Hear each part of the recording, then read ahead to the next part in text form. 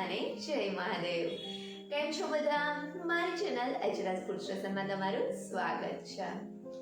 શિયાળાની સાથે સાથે જ ખજૂરની સિઝન પણ આવે છે. શિયાળામાં ખજૂર તો આપણે ખાઈએ છીએ અને સાથે સાથે ખજૂરની અવનવી વાનગીઓ પણ બનાવતા હોઈએ છીએ. પણ આ બધી જ વસ્તુમાં એક જ પ્રોબ્લેમ હોય છે કે ખજૂરના ઠળિયા કાઢવાને એક ખૂબ જ મહેનતનું અને કંટાળાજનક કામ છે.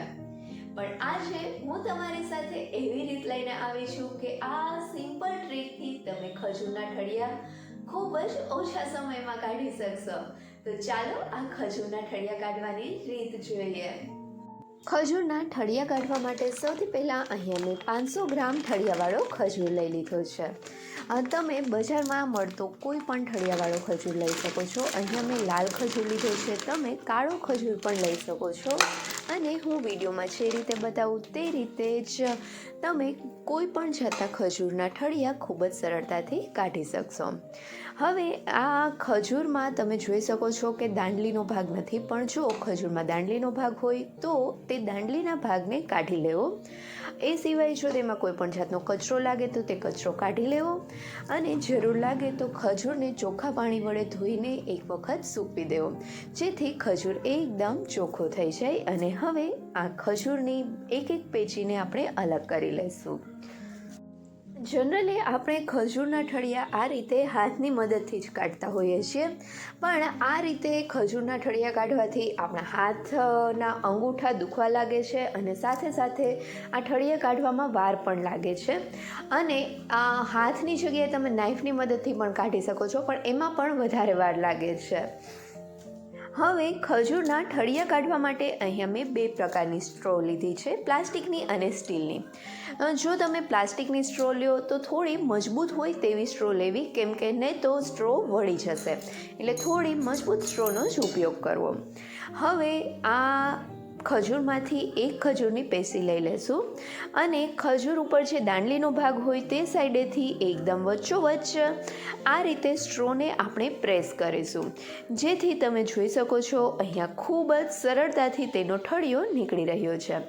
પહેલી 2 થી 3 ખજૂરની પેશીમાંથી ખજૂરનું બી કાઢતી વખતે થોડો પ્રોબ્લેમ થશે, પણ તમને એક વખત ખજૂર પકડવાની ગ્રીપ ફાવી જશે એટલે ફટાફટ આ બી નીકળી જશે. અહીંયા તમે જોઈ શકો છો કે આ ખજૂરના બી કેટલી સરળતાથી નીકળે છે. આ મારી પ્લાસ્ટિકની સ્ટ્રો છે તે થોડી જાડી છે. તમારી પાસે જો પાતળી સ્ટ્રો હોય ને તો પાતળી સ્ટ્રોથી તો ફટાફટ આ બી નીકળશે. તો હવે અહીંયા મારી પાસે સ્ટીલની અને થોડી પાતળી એવી સ્ટ્રો છે, તો તેની મદદથી આપણે ઠળિયા કાઢશું. તો તમે અહીંયા જોઈ શકો છો કે આ સ્ટીલની પાતળી સ્ટ્રોથી તો ફટાફટ ઠળિયા બહાર નીકળે છે. એનો મતલબ છે કે જાડી સ્ટ્રો કરતાં પાતળી સ્ટ્રોથી તમે ઠળિયા કાઢશો તો તે ઠળિયા જાડી સ્ટ્રો કરતાં પણ ફટાફટ નીકળશે. તો આ રીતે જો તમે ઠળિયા કાઢશો ને તો થોડી વારમાં જ તમે અડધા કિલાથી કિલા ખજૂરના ઠળિયા કાઢી શકશો. છે ને આ રીત એકદમ સહેલી. તો હવે તમારે જ્યારે પણ ખજૂરની કોઈ પણ વાનગી બનાવવી હોય અથવા તો ઘરે ખજૂર ખાવા માટે લઈ આવો તો આ રીતે જ તમે ખજૂરના બી કાઢજો, જેથી કરીને ખજૂરના બી ફટાફટ નીકળી જશે અને ખજૂર ખાવાની મજા આવશે અને ખજૂરની વાનગી બનાવવામાં કંટાળો પણ નહીં આવે.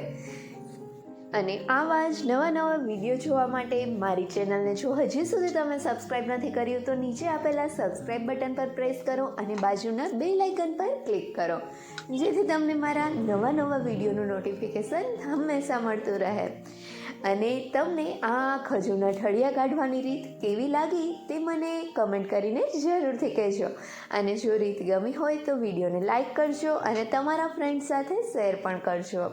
અને હા, મારી ચેનલને સબસ્ક્રાઈબ કરવાનું ભૂલતા નહીં. Thank you so much.